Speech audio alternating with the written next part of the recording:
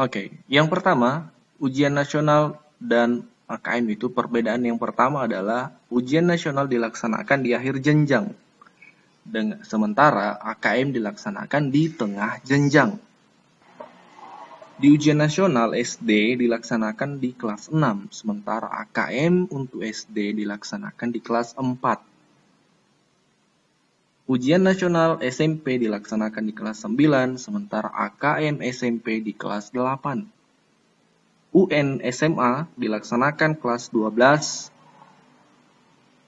sementara AKM SMA dilaksanakan kelas 11, SMA dan SMK ya. Ini perbedaan mendasar yang pertama terkait waktu pelaksanaannya. Oke, kita lanjut ke perbedaan selanjutnya antara UN dengan AKM. Di ujian nasional tidak memungkinkan dilakukan perbaikan kualitas siswa setelah ujian. Ya, tentu saja sebab kita ketahui UN dilaksanakan di akhir jenjang, SD kelas 6, SMP kelas 9, SMA, SMK kelas 12. Artinya, setelah kita mengukur kualitas siswa di UN itu, maka hasilnya adalah hasil akhir. Guru tidak memiliki waktu lagi untuk melakukan proses perbaikan karena mereka akan berlanjut ke jenjang selanjutnya. SD akan ke SMP, SMP ke SMA, dan seterusnya. Sehingga tidak ada waktu untuk perbaikan kualitas siswa. Berbeda dengan AKM. AKM itu memungkinkan dilakukan perbaikan kualitas siswa setelah ujian. Sebab, sebagaimana poin pertama tadi, bahwasanya AKM itu kan dilaksanakan di tengah jenjang. Artinya masih ada 1 tahun lagi untuk guru bisa memperbaiki kualitas dari hasil AKM itu. Misalnya dari hasil AKM rendah literasi atau numerasinya, maka tahun terakhir di jenjang tersebut digunakan untuk memperbaiki apa yang kurang dari AKM. Ini perbedaan yang kedua. Kita lanjut ke poin yang ketiga. Ujian nasional versus asesmen kompetensi minimum. Ujian nasional itu menguji beberapa mapel atau mata pelajaran. Sementara AKM itu ujian 2 kompetensi plus karakter. Di ujian nasional, mata pelajaran diujikan ada lumayan banyak, matematika, IPA, bahasa Indonesia, bahasa Inggris, dan mata pelajaran jurusan untuk SMA biasanya. Sementara di AKM itu, yang diujikan hanya 2 kompetensi, yaitu kompetensi literasi, kompetensi numerasi, serta karakter.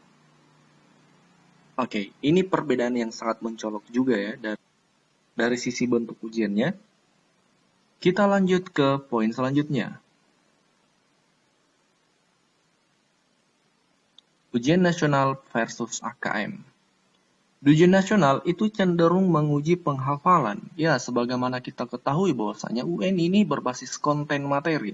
Fokusnya adalah bagaimana siswa menguasai materi, menguasai konten, sehingga cenderung mengarahkan siswa untuk menghafal rumus dan lain sebagainya.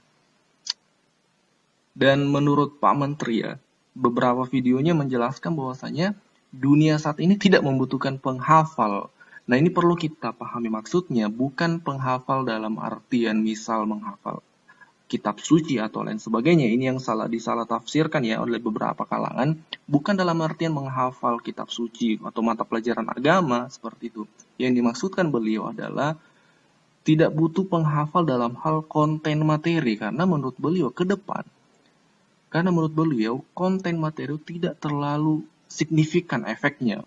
Fokusnya adalah kompetensi. Nah, lanjut ke AKM, itu cenderung menguji penalaran. Karena ternyata soal-soal AKM itu berbeda dengan soal ujian nasional. Di sana difokuskan kepada bagaimana siswa-siswa bisa bernalar, bisa memahami soal secara kontekstual, dan lain sebagainya. Di sesi selanjutnya kita akan tampilkan contoh-contoh soal yang perbedaan antara UN dan AKM. Kita lanjut ke poin selanjutnya. Ujian nasional versus AKM. Di UN, efek stres relatif tinggi. Ya, sebagaimana kita ketahui kemarin-kemarin, tahun-tahun sebelumnya, bukan hanya siswa yang stres, bahkan guru-guru pun ikut stres, orang tua ikut stres. Tidak jarang kita dengar siswa yang sampai frustasi karena ujian nasional, seperti itu. Dan bahkan sering terjadi tahun-tahun sebelumnya kecurangan Dan juga sekali lagi UN itu menguji penguasaan materi siswa, kontennya, sehingga lagi-lagi siswa akan menghafal dan ini yang membuat stres. Sementara asas AKM itu efek stresnya relatif rendah karena tidak fokus pada konten, tapi fokus pada kompetensi siswa, literasi dan numerasi. Bagaimana siswa mampu mengolah nalarnya, mengolah nalar berdasarkan data-data yang disajikan dalam soal-soal AKM. Ini poinnya. Kita lanjut ke slide selanjutnya. UN versus AKM. UN saat ini menjadi tolak ukur keberhasilan siswa. Sehingga banyak sekolah dan orang tua bahkan mati-matian mengejar nilai dari ujian nasional itu karena tolak ukur keberhasilan siswa adalah nilai UN-nya. Berbeda dengan AKM.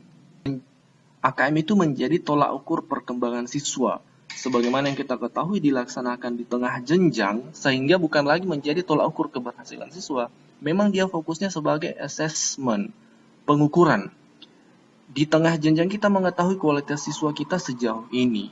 Sehingga hasil dari pengukuran itu, evaluasi itu, kita jadikan alat untuk mengetahui kekurangan siswa. Lalu kita perbaiki kekurangan itu sehingga fungsi evaluasi memang ada pada AKM ini, seperti itu.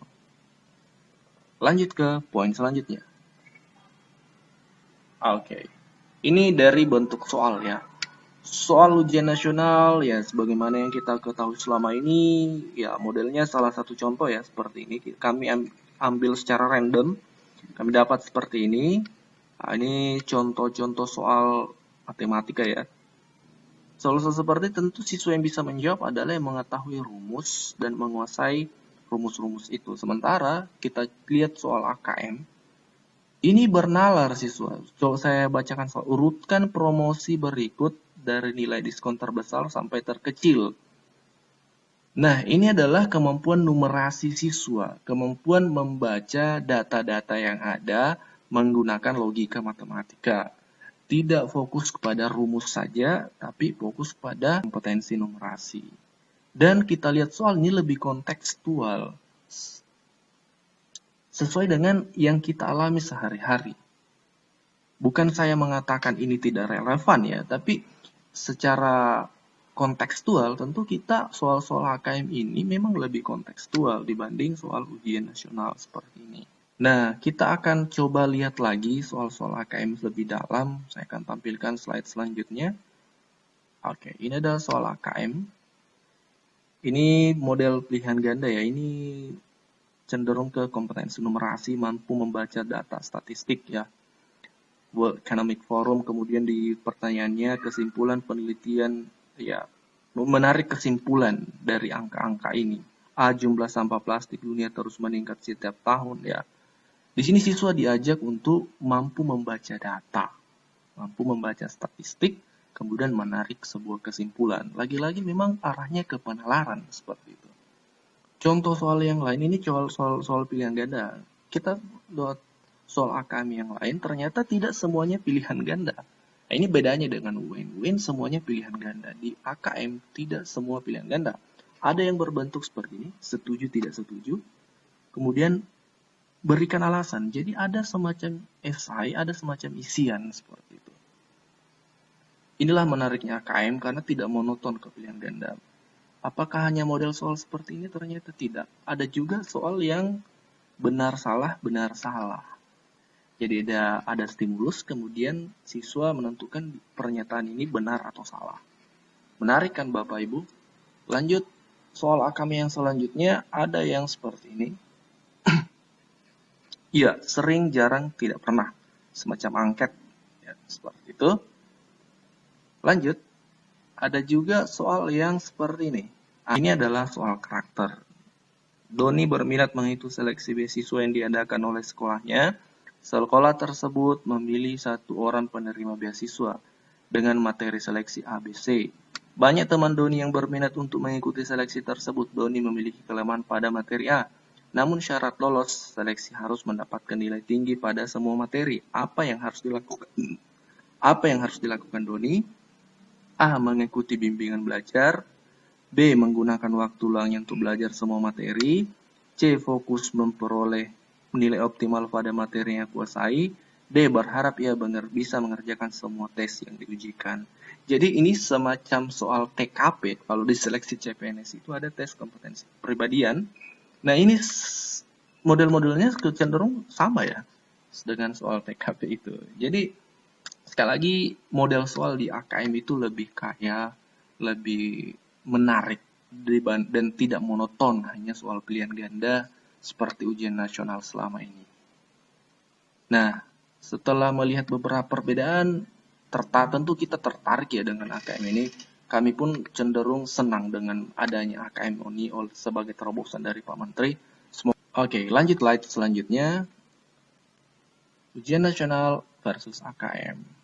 Di ujian nasional itu menggunakan sistem Computer Based Data atau CBT atau UMBK. Sementara AKM juga menggunakan CBT. Ini beberapa kali disampaikan Pak Nadiem di pidatonya yang sering kita lihat di YouTube. Ya, menggunakan CBT. Ya, kemungkinan besar akan seperti ini. Jadi komputer yang di sekolah tetap kita fungsikan. Oke, mungkin itu yang sempat kami share pada hari ini. Semoga bermanfaat untuk Bapak Ibu guru semua. Jika bermanfaat, jangan lupa tekan tombol subscribe agar kami semakin antusias untuk update info selanjutnya untuk Bapak Ibu guru semua. Wabillahi taufiq wal hidayah. Wassalamualaikum warahmatullahi wabarakatuh.